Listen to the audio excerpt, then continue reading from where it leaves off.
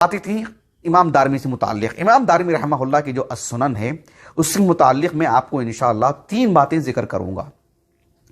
امام دارمی رحمہ اللہ کی جو السنن ہے اس سے متعلق 3 باتیں۔ پہلی بات، اس کتاب کا نام کیا ہے؟ کیا یہ سنن الدارمی ہے یا مسند الدارمی ہے؟ دوسری بات، اس کتاب کی اہمیت اور عظمت سے متعلق دوسری بات، اور تیسری بات بالذات اور خصوصاً جو آج ہم اس کا مقدمہ پڑھنے جا رہے ہیں اس مقدمے کی کیا اہمیت ہے اس کتاب کو لے کر کے۔ جہاں تک مسئلہ اس کتاب کا نام ہے، میرے پاس جو نسخہ ہے جو شیخ حسین سلیم اسد الدارانی کی تحقیق سے چھپا ہے، اس پر جو ہے آپ دیکھ سکتے ہیں کہ نام لکھا ہوا ہے مسند الدارمی، لیکن پھر قوسین میں لکھا ہوا ہے المعروف بسنن الدارمی۔ تو اس کا نام مسند الدارمی یہاں پر لکھا ہوا ہے اس نسخے میں، لیکن سنن الدارمی جو دیگر مطبوعات ہیں اس پہ سنن الدارمی بھی نام لکھا ہوا ہے۔ مسند الدارمی جو نام لکھا ہوا ہے، اہل علم کی ایک اچھی خاصی تعداد اور نامور مشہور بڑے کبار، مثال کے طور پر ابو عمرو ابن الصلاح رحمہ اللہ، ابو عمرو ابن الصلاح رحمہ اللہ علمی دنیا کی چنندہ شخصیات میں سے ایک، 7ویں صدی ہجری میں سے، 643 ہجری سنہ وفات ہے، 643 ہجری۔ مقدمۃ فی علوم الحدیث جو آپ کا رسالہ، آپ کی کتاب ہے علم حدیث میں، ایک انوکھی کتاب ہے، ایک نیا موڑ اور ایک نیا رخ لینے والی کتاب ہے جو مقدمہ ابن صلاح سے معروف ہے علمی دنیا میں۔ اس میں جو اقسام اور انواع آپ نے علم حدیث کے بیان کیے ہیں، اس کی جو دوسری قسم ہے النوع الثانی الحدیث الحسن، اس پر کئی طرح سے آپ نے گفتگو کی، اس پر کچھ آپ کے ملاحظات اور تنبیہات بھی ہیں۔ اس ضمن میں جو باتیں آپ نے ذکر کی ہیں، ایک بات جو انہوں نے مسانید کو ذکر کیا ہے، اس میں مسند احمد بن حنبل، مسند الطیالسی، مسند عبد بن حمید، متعدد مسانید کا ذکر کرتے ہوئے مسند الدارمی کا بھی ذکر کیا انہوں نے، اور اس کو سنن میں نہیں بلکہ مسند میں ذکر کیا ہے، کہا کہ مسند الدارمی۔ ابن الصلاح رحمہ اللہ نے اس کو مسند کہا، مسند مسانید میں ذکر کیا ہے اس کو۔ شیخ الاسلام ابن تیمیہ رحمہ اللہ کی جو الفتاوی الکبریٰ، جو ہمارے پاس مجلد کافی ضخیم نسخہ ہے، اس میں ایک جگہ پر اللہ سبحانہ وتعالیٰ کے صفات علیہ سے متعلق کہ اللہ رب العالمین کے صفات جو اشاعرہ پر رد کرتے ہوئے آپ نے کہا کہ محدثین نے اپنی حدیث کی کتابوں میں اللہ تعالیٰ کی صفات پر ابواب قائم کی ہیں۔ صحیح بخاری کا آپ نے حوالہ دیا، سنن ابی داؤد کی کتاب السنہ کا حوالہ دیا، سنن ماجہ کی مقدمے کا حوالہ دیا، امام نسائی رحمہ اللہ کی النعود کا حوالہ دیا جو ہمارے پاس ہے مختصر سا رسالہ۔ متعدد کتابوں کے حوالے دیتے دیتے آپ نے یعنی سنن دارمی کا بھی حوالہ دیا، لیکن کہا کہ مسند الدارمی، شیخ الاسلام ابن تیمیہ رحمہ اللہ نے اس کا نام کیا دیا؟ مسند الدارمی۔ حتیٰ کہ حافظ ابن کثیر رحمہ اللہ کی جو تفسیر ہے معروف، تفسیر القرآن العظیم، سورۃ الفاتحہ کی صراط الذین انعمت علیہم، اس کی تفسیر بھی اٹھا کر کے دیکھ لیجئے آپ۔ اور جگہ جگہ پر ابن کثیر رحمہ اللہ جب حدیث نقل کرتے ہیں تو عام طور پر جس کتاب سے لیتے ہیں اس کتاب کی سند ہی نقل کر دیتے ہیں۔ مسند احمد سے ہو تو مسند احمد، امام احمد کی سند سے ہی نقل کرتے ہیں، آپ کا عام منہج امام ابن کثیر کا۔ حافظ ابن کثیر رحمہ اللہ نے امام دارمی رحمہ اللہ سے متعلق جتنی بھی روایات آپ نے نقل کی ہیں،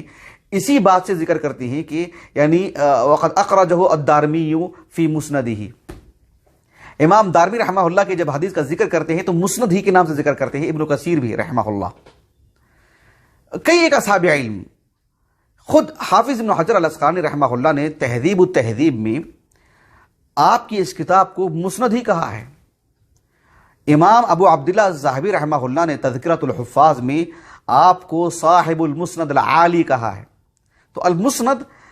اہل علم کی ایک بڑی تعداد نے اس کو ذکر کیا ہے کہ یہ المسند ہے۔ ایک بات اسی سے جڑی ہوئی ایک بات میں آپ کو یہ بتا دوں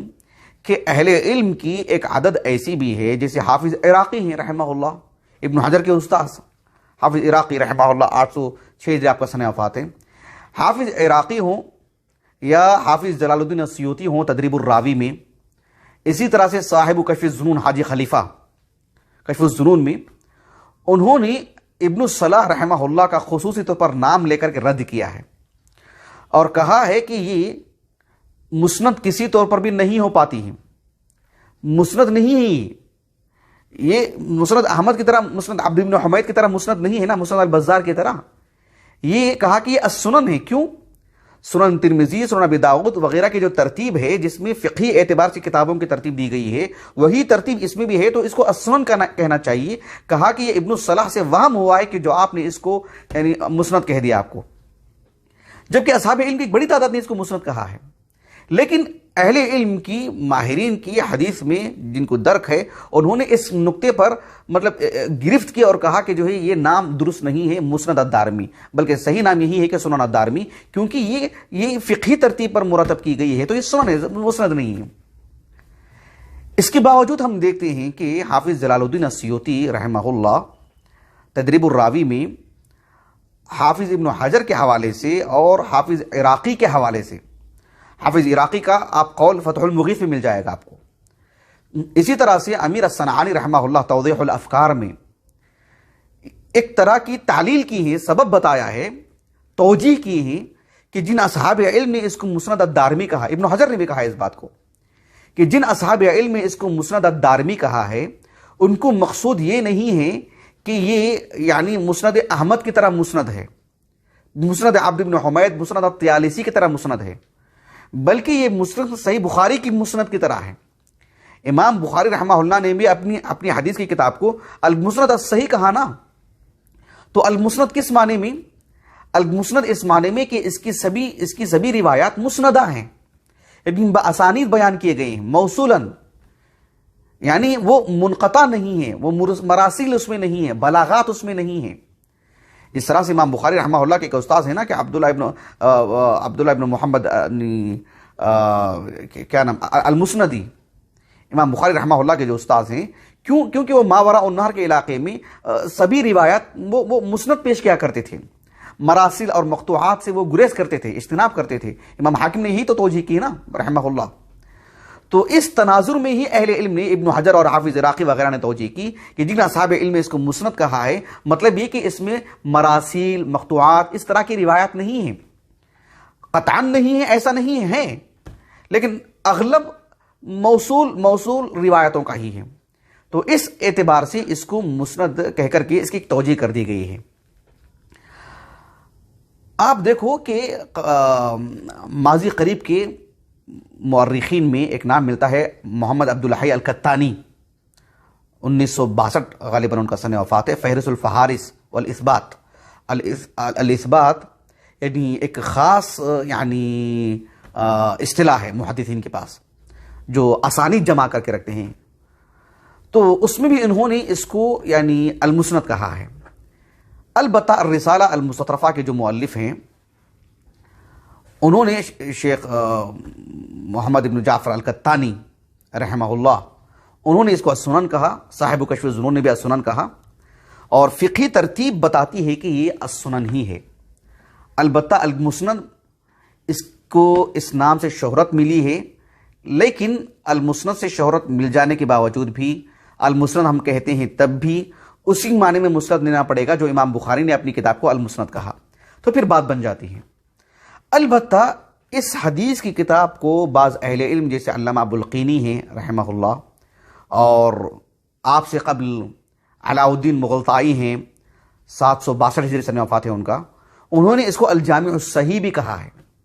لیکن اہل علم نے خوب رد کیا اس پر۔ حافظ ابن حجر نے رحمہ اللہ نے بھی نقد کیا ہے کہ اس میں کچھ روایات ضعیف بھی ہیں، بہرحال